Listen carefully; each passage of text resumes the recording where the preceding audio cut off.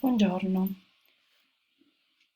oggi è il primo esperimento di didattica a distanza e cominciamo con un argomento che abbiamo iniziato a svolgere in classe, quello appunto che riguarda il Rinascimento, preparato come voi sapete dal movimento dell'Umanesimo.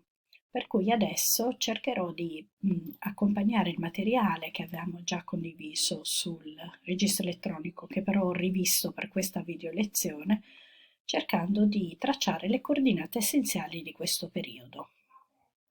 Spero che siate pronti, ora comincio a parlare in inglese.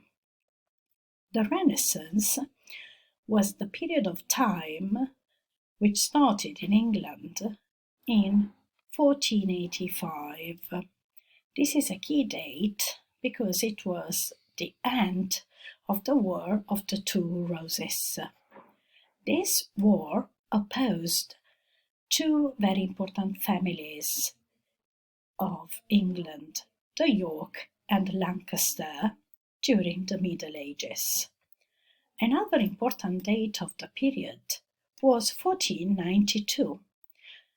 It was the date of the discovery of the Americas by Columbus.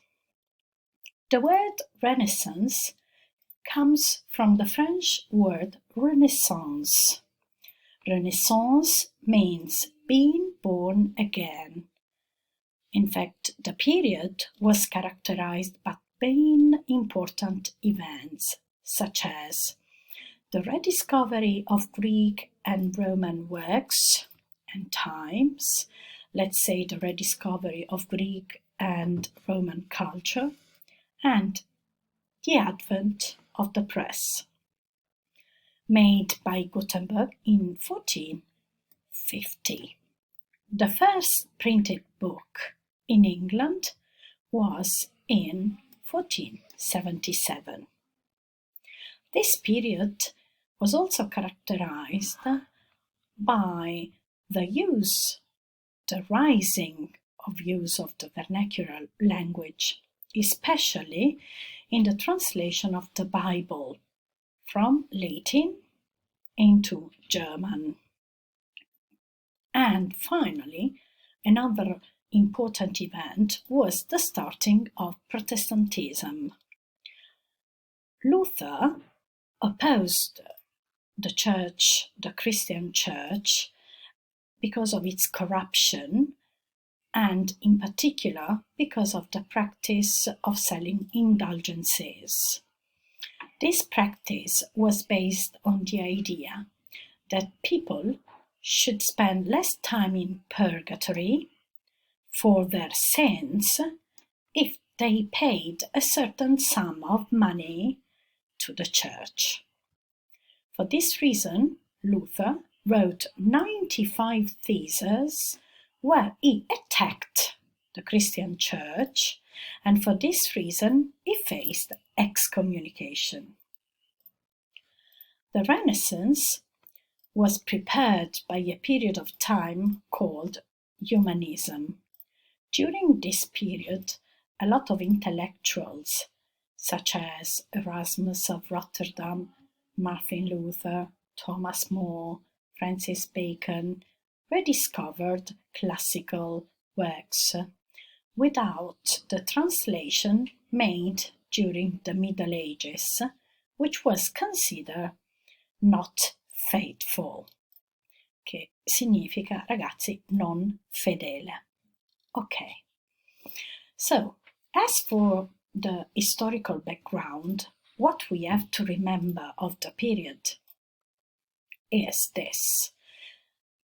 During the Renaissance, the first Tudor king was Henry VII, followed by his son Henry VIII. Henry VIII was the typical Tudor king. He was a prince, he behaved like a prince, he loved beauty, art, and he wanted to break with the church, with the Christian church. So he was married with Catherine of Aragon, and he asked the Pope for divorce. The Pope denied, because he wanted to marry Anne Boleyn. The Pope refused, and so he decided to break with the Christian Church and to start the Church of England, that is, Protestantism. Henry VIII had 6 wives in his life, and among his heirs, the first was Mary I. She was the daughter of Henry VIII and Catherine of Aragon, and she was also called as Bloody Mary because she persecuted and executed many Protestants. But the most important queen of the period was Elizabeth I. She was the daughter of Henry VIII and Anne Boleyn.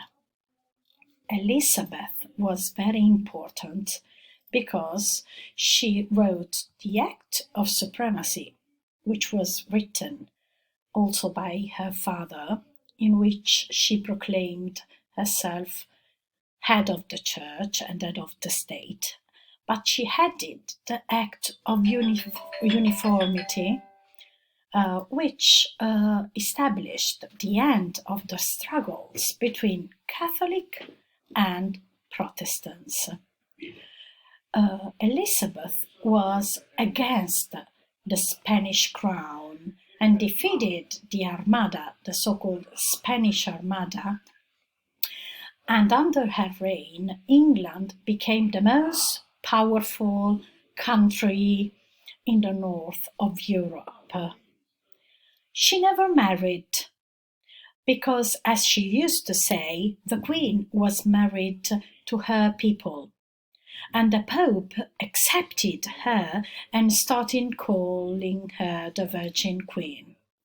When she died, James I became king. He united the English and the Scottish crown because he was the first son of Elizabeth's cousin Mary, not Mary I, but Mary, Queen of Scotland. This king was always in conflict with the Parliament, and he hated both Catholics and Protestants. Catholics, guided by Guy Fawkes, wanted to blow up the Parliament, and the king decided to execute all these people, and in particular Guy Fawkes. Even today, people continue to celebrate with bonfires this event. Under the reign of James I, the Bible was translated. And during his reign, a group of extreme Protestants decided to leave England on a ship called the Mayflower and to go to the US, to America, where they founded colonies in what we now call Virginia and Pennsylvania. Okay, this is the essential things to say. These are the essential ideas of the historical background. Now we must consider the cultural background. The Elizabethan age was the age of poetry, and it was also the age of drama. We start from poetry. Poetry was very popular, and in particular the sonnet. It came from the Italian tradition, from the experience of Dante and Petrarch, whose sonnets were formed by 2 quatrains and 2 triplets, 2 quartine, e 2 terzine. The English sonnet was identified with the Shakespearean model, which consisted of 3 quatrains and a final couplet. Lo traduco per essere sicura che lo capiate. 3 quartine e un distico finale. dove per distico intendiamo due versi che rimano tra loro, quindi a rima baciata. Even the verse changed from the iambic pentameter used by Chaucer, for example in his masterpiece The Canterbury Tales, to the blank verse, which is an unrhymed type of poetry. As for the main theme of poetry, love was predominant. Love according to the Neoplatonic idea. And this idea was the main concept that we find in the poems by Spenser, Sidney, and Shakespeare, of course. But the Elizabethan age was mainly the age of drama. As you can see in this picture, drama was open to sky. It had a stage divided in front, middle, and rear stage. On the stage there were 4 pillars, and a roof. There was an upper stage which was used in some scenes as the famous balcony scene by Romeo and Juliet.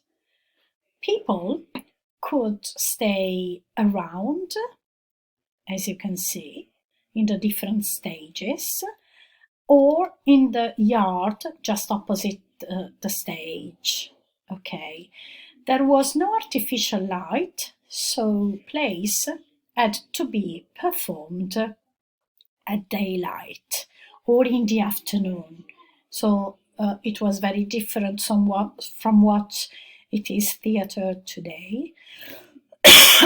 Excuse me.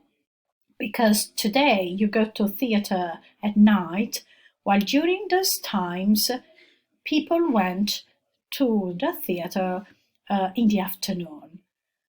Drama was popular like cinema today. It was the main hobby, we could say, the main leisure activity of people during those times.